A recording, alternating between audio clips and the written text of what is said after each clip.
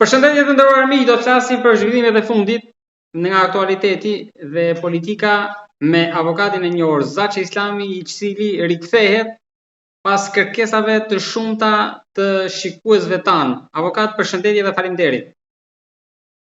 Përshëndetje juve dhe gjithë shikuesve tuaj dhe i falenderoj për respektin që tregojnë ndaj meje dhe ndaj problemeve që ngrohun. Faleminderit. Avokat, shikuesit ashtu sikur po ju thoja nga mesazhet e shumta që kam, janë të interesuar të dinë mendimin tuaj për atë që po ndodh në Shqipëri 11 ditë para zgjedhjeve. Lidhur me çfarë, se ka shumë probleme që po ndodhin. Po, e fundit është rasti i lobimit Partisë Demokratike. Kjo do ta shtyjë përpara për t'i dhënë fitoren apo do ta agropos? Një lobimi për çfarë bëhet, se nuk na e kanë sqaruar. Po është e thjeshtë, lobimi bëhet për non gratën, pavarësisht se mbulohet. Atëherë, non grata nuk është Partia Demokratike, non grata është Sali Berisha. Prandaj të ndajnë dhe të mos gënjejnë, mos mashtrojnë opinionin publik. Si ka dhënë Partisë Demokratike non grata Shteteve Bashkuara të Amerikës, i ka dhënë Sali Berishës. Por në qoftë do të vazhdojnë në këtë linjë, Yuri Kim në mos gaboj kur ishte ambasadore tha që nëse nuk distancohet, atëherë rrezikon dhe partia. Pra partia tani është një, si ta Lenini partia. Jo, nuk kemi te Majakovski këtu, megjithëse këta me Majakovskin janë. Ç'pati kjo? Ja. Mund keni një telefonat ndoshta. Ja një minutë ta shikoj një. Jemi në rregull avokat. Jemi në rregull. Pra, nuk kemi me Majakovskin këtu, partia është Lenini dhe Leninisht partia. Zotëri, nuk kam dëgjuar deri tani që të thuhet nga institucionet amerikane ose nga ambasada amerikane që është shpallur Partia Demokratike Shqiptare non grata. Nuk është e vërtetë. Të mos mashtrojnë opinionin publik. Non grata është për familjen e Sali Berishës. T'jap llogari vetë Zoti. Që këto bëjnë tani partia Salihu është partia. Prap me ideologjinë e Berit do vemi. Ju mendoni që para 11 majit nuk ka shanse që pavarësisht kësaj pagese të ketë ndonjë ndryshim të qëndrimit të SBA-s? Absolutisht nuk ndryshon politika amerikane. Politika amerikane nuk bëhet për 10 ditë, për një muaj, për një vit. Politika amerikane që diskutohet sot dhe veprimet e politikës amerikane që bëhet sot janë vënë në shina këtu e 200 vjet përpara, jo zotëri. Amerika është shtet serioz. Por PD-ja ka vendosur linjë komunikimi direkt me Shtëpinë e Bardhë sipas tyre. Kush i daloi dhe të vazhdojnë dhe vendosin linjë komunikimi, çdo më thënë ajo. Pak muaj më parë një politikan i hungarez johoi non grata. Pse mos thyhet tabuja dhe për zotin Berisha? Edhe një herë, nuk gjykoj politikën amerikane, nuk gjykoj veprimtarinë e Ministrisë Jashtme të Shteteve të Bashkuara të Amerikës. Nuk gjykoj vendimet e shtetit amerikan. Ato i din vetë ata.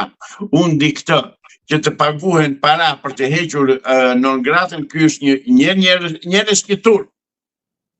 Një turp që të paguash para të lash fytyrën. Se ku jemi këtu? Po ç'është kjo?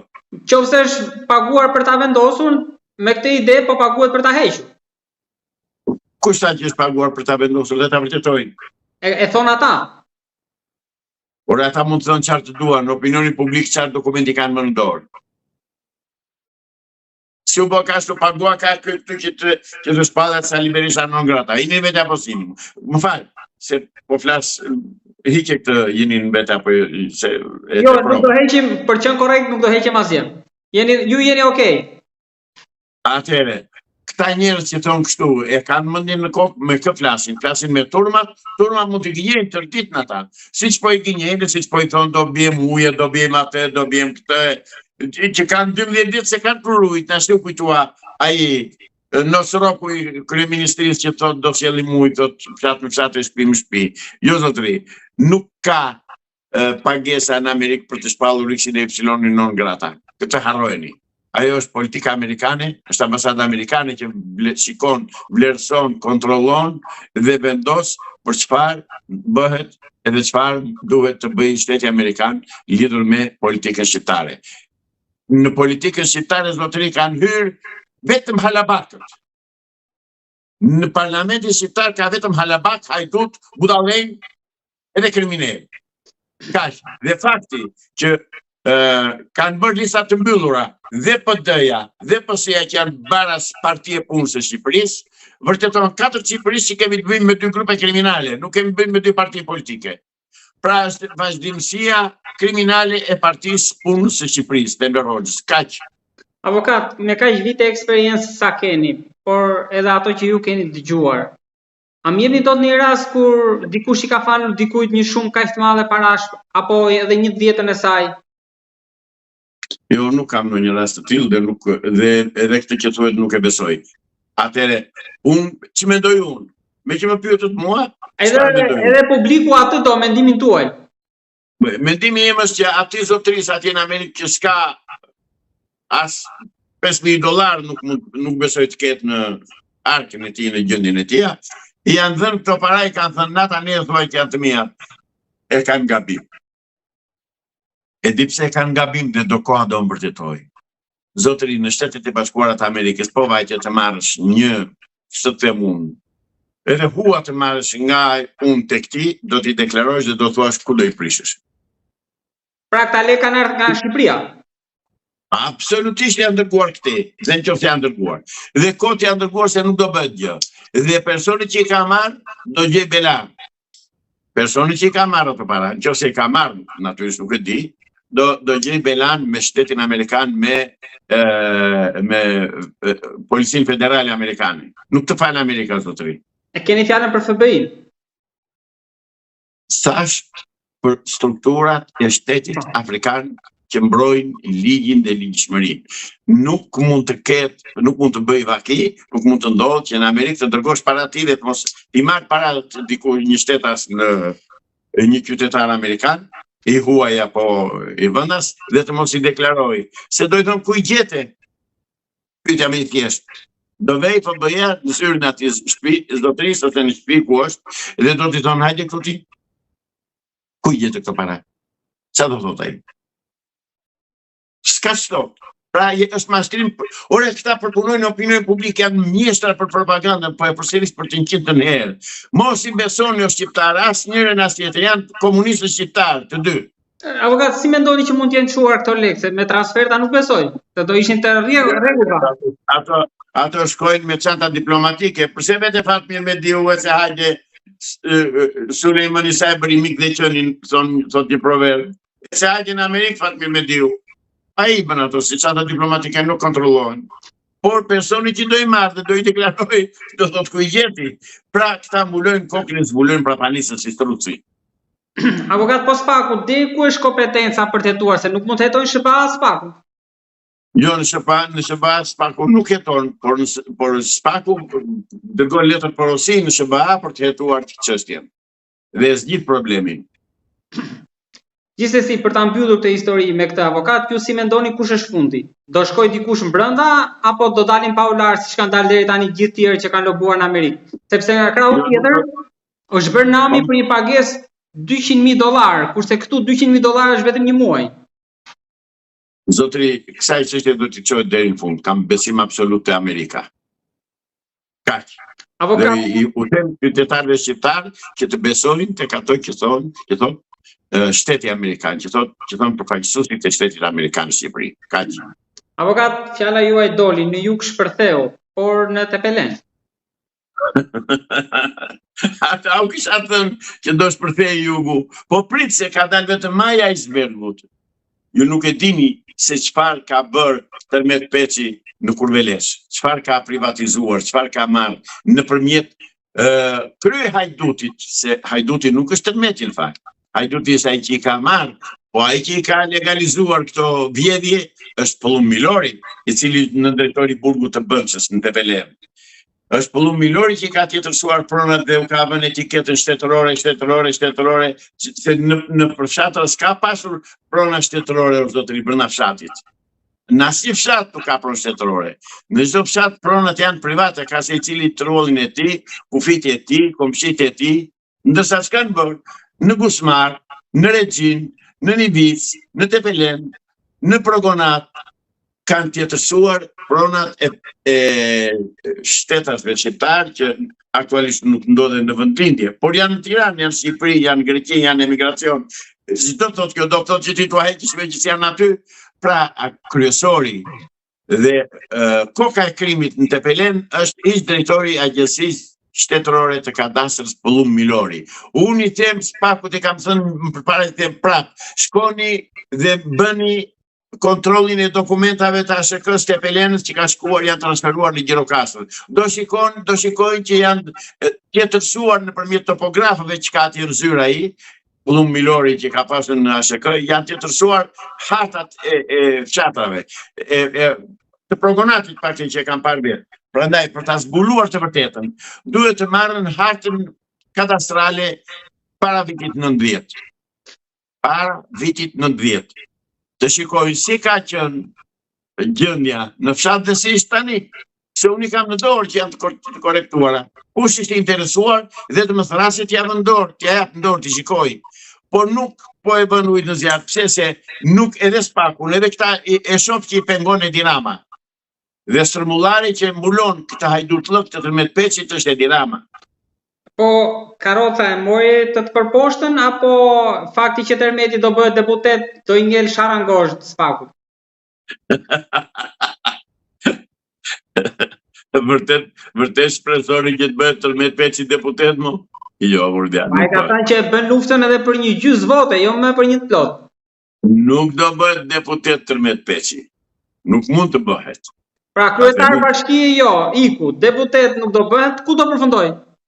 Në Spak, po ta them unë, do vej në Spak, Spaku do hetoj, mos shko më tutje, unë kam një dokument të pakontestueshëm. Baxhu e Nivicës, para 15 vjetësh, është vendosur që të bëhej shkollë. Madje janë paguar dhe 80.000 euro për ta bërë shkollë. Tani që flasim bashkë, ajo është Baxhu. Ku janë parat kush i mori nga vajtën, pse nuk është bërë shkolla? Janë në sheshin qendror të Nivicës këto, mund të bëj kush doj t'i shikoj. Unë i kam transmetuar, i kam treguar, kam bërë video, nuk i interesohet njeri, nuk pres nga prokuroria e Gjirokastrës që është më korruptuar se Tërmeti, prokuroria e Gjirokastrës. Pra drejtësia e re nuk ka vajtur akoma në jug. Fare, nuk është drejtësia e re, ajo është drejtësia e vjetër në tenxhere të re.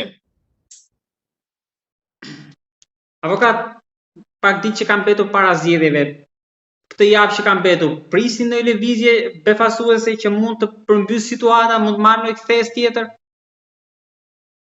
Unë pres, por nuk mund të them se çfarë pres. Por pres.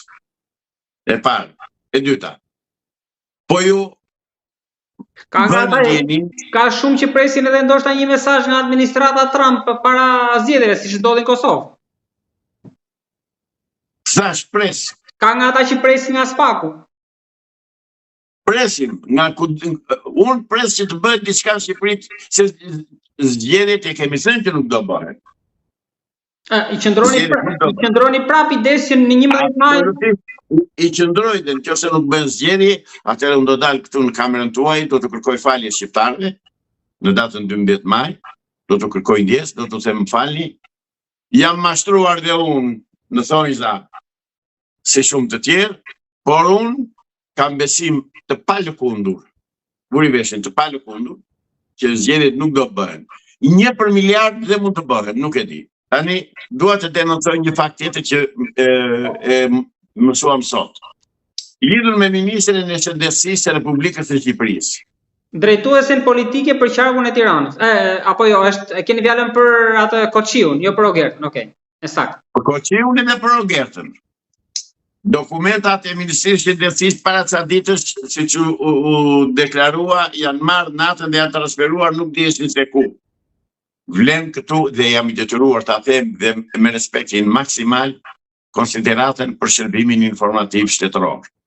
Që gjeti me saktësi, gjeti vendin ku i kishin strehuar dokumentat e tenderave të Ministrisë së Shëndetësisë të kësaj shoqes Koçiu, se janë shoqe këtore, nuk janë zonja, janë shoqet e partisë këto, ti kuptojnë shqiptarët. Pra shoqja Koçiu i ka marrë dokumentat dhe ka strehuar në Kashar në pronën e një personi që është me precedent penal. Dhe përveç kësaja, llogaritarja e biznesit të këtia, do të thënë mirë them, llogaritarja është punon në gjykatën kundër korrupsionit në GKK sot. Keqja që kanë brenda, te drejtësia e re. O pra këta, kjo pra është në GKK kjo që ka strehuar dhe ka pritur dokumentat atje. Është çështje në gjykim e sipër, në hetim e sipër, e ka marrë Spaku, me sa di unë, dhe po e ndjek. Por, lidhur me këtë zonjën Koqiu, po i them te nga kamera juaj. Zonja Koqiu, që në muajin që në vitin e kaluar, në Behar, në verë të kemi denoncuar, unë personalisht kam denoncuar faktin që klientëve të mi në Progonat, dikush u ka ndërtuar një grop septike ngjitur me murin e tyre, ngjitur me murin e shtëpisë me kuzhinën, dhe u kam thënë hajdeni, hapeni, mbroni shëndetin dhe jetën e këtyre njerëzve që mund të sëmuren nga momenti në moment nga epidemi. Nuk e ke vënë ujtë në zjarë, zonja Koqiu. Kam kontaktuar dhe me zonjën Ramosaço. Kam kontaktuar dhe me në punësat të tjerë të tut. Me ripyeti, zonja ministre. Me ripyeti se je kandidate për deputetet ti. Me ripyeti. Avokat, kjo çfarë dosi ishte konkrete për ta bërë më thjesht për publikun? Dosja e Progonatit në Tepelen. E kemi denoncuar, e kemi thënë, e kemi stërthënë, i kam thënë në punësve të Ministrisë së Shëndetësisë, kam mbajtur vetë, kam mbajtur klientët e mi, nuk e vë ujtë zjarë, ajo ministrja dhe Ramosaço thot nuk na dëgjon tërmet Peçi, thoshe, deri dje që ishte tërmet publicitari, kryetar bashkie. Tani që pengon zonjë Ramosaço, se deri dje se dëgjon tërmeti. Po tani ku që pengon? Jo, Morio, nuk duan këta. Këta, në qoftë se nuk e i partisë tyre, dhe në qoftë se nuk voton për ta, këta duan dhe të vrasin fare fizikisht. Dhe këtë po bëjnë me atë familjen Progonat. Prandaj që zonja Koqiu, si rimëndjes, bëj detyrën, se pra të paguesh nga taksa paguesit e qytetarëve shqiptar, dhe nuk të paguajnë të dalësh të bësh pushat. Nëse je Ministri i Shëndetësie. Nëse je punëtor e partie, pastaj vazhdo bë detyrën, shërbej partisë, shko tek ato hyrë në grupin e atyre zonjave që kryetari partisë tënde u thot ndani burrat. Avokat, të lutem, më jep dot një ndarje të 140 mandatave në qoftë se do bën zgjedhjet sikur mendoni ju. Sa do marrë njëra tjetra dhe tjetra? Sepse ka dhe ata të interesuar që thonë mundet avokati na jap një ndarje në gjykimin e tij, sepse kemi parë sondazhet shumëta kohët e fundit. Çdo javë janë bombarduar opinioni nga sondazhet. Sondazhet i bëjnë vetë këta, i sajojnë vetë. Po ata prandaj opinioni kërkon mendimin tuaj, populli. Unë do pranoja sondazhet të bëra nga ndonjë firmë, nga ndonjë kompani amerikane ose nga ndonjë kompani nga Afrika mundësisht. Po këta të transit janë. Ose nga Amerika e Jugut. Por në si mënyrë me këta sondazhisht që bëjnë këtu. Isë janë sondazhe ato. Ato janë sondazhe përgjithësi që ta dinë qytetarët shqiptar, janë thjesht mashtrim për të bindur opinionin publik për ta përpunuar. Por nuk janë për të treguar të vërtetë se nga do votoj njëri, nga do votoj tjetri. Ata askush nuk e di. Por nuk do bërë zgjedhje, ishte thjesht fare. Nuk do bërë. Avokat, nëse do të gjykojmë nga fshinjet tanë, kë gjykoni ju se dole verdiste më shumë si kryeministër? Për fshinjet tanë, si Salihu dhe Edi Rama janë një lloj, kanë zgjidhur problemin ata, kanë 32 vjet që po e grabisin Shqipërinë nëpërmjet këtyre dy partive. Kanë 32 vjet. Kanë arritur sa të marrin edhe detin. E disa do na vijë distanca në kufirin djetar në Himar me grekët neve 5 milje. 5 milje. Aq e ka bërë marrëveshjen Sali Berisha. Por nuk kam dërmën të merrem më me Sali Berishën, që jam marrë botë. Dhe Sali Berisha është në dorë të drejtësisë dhe e ka marrë rrugën që duhet marrë. Më hapët dy çështje këtu, por tek ajo e detit ne diskutuam edhe pak ditë më parë, edhe ju më thatë që do shpretit mendimin tuaj për këtë çështje. Pra mendoni që tani pavarësisht vendimit gjykatës kushtetuese, ne ende nuk kemi shkuar në Hag, ndërkohë që ju thoni që Greqia është shtrirë deri në Tiranë, po na vjen aty në breg. Për Greqinë është në fuqi marrëveshja që ka bërë tradhtia që ka bërë Sali Berisha në tetor të vitit 2009. Është në fuqi e ka miratuar parlamenti grek. Për neve, ne bëjmë davet me mendjeton se zyrtarisht grekët e kanë marrë atë që u takon. Tani ka një Amerikë që nuk i lë që ta dish, ta di dhe opinioni publik, nuk i lë Amerika që të shitet trolli shqiptar, deti shqiptar, përkundrazi, grekët jo vetëm që nuk do marrin detin, po grekët do lënë dhe çamëri. Edhe do ta lënë mos i djep të bukur, do thonë po, kjo është shqiptare, si bashkohet Shqipërisë, ja kemi marrë Shqipërisë në 1913. Flisni për periudha afatgjate apo të shpejta në kohë? Të shpejta. Shumë shpejta. Si mund na ndihmojnë Amerika kur ne në Tiranë kemi rrëmujën tonë, shteti tjetër në Kosova është pa qeveri, në Maqedoni shqiptarët mezi po fitojnë të drejtat e tyre, pra nuk kemi një pozicion të favorshëm që qeveria jemi në pozicion shumë të favorshëm. Do bëhet qeveri teknike, pa pjesëmarrjen e PDPS, pa pjesëmarrjen e tyre. Do ndryshojë sistemi politik nga republikë parlamentare në republikë presidenciale. Kam besim për këto që them. Kam besim absolut dhe e di që do t'i bëj shqiptarët. Dhe të tëra ato marrëveshje, ato tradhti, ato që të them ku po gjej fjalë që ti përcaktoj, që kanë bërë këta politikanët shqiptarë me Ilir Meta, e me Edi Rama, e me Sali Berisha, e me Dreqi Medbini, që e kanë tradhtuar çështjen kombëtare shqiptare, të tëra ato do shkojnë në kosh të plerave dhe Shqipëria do bëhet. Do bëhet, ta din shqiptarët. Për inat të grekëve e të serbëve, do bëhet Shqipëria, pikë. Pikërisht e dy çështjet e fundit që do ndalesha ishin tek Meta dhe Veliaj që ju përmendët tani, që duket sikur janë harruar avokat. Cilat? Tek Meta dhe tek Veliaj, që duket sikur janë harruar. Cila kënet? Meta dhe Veliaj. Meta dhe Veliaj janë hetim. Është problemi zgjidhur. Ata po hetojnë ditë për ditë. Ku është bashkëpunimi këtyre dy partive këta dishti? Këta se më hape një temë tjetër që do më përnosh tani. Edhe është për fajtë tënë bonesa.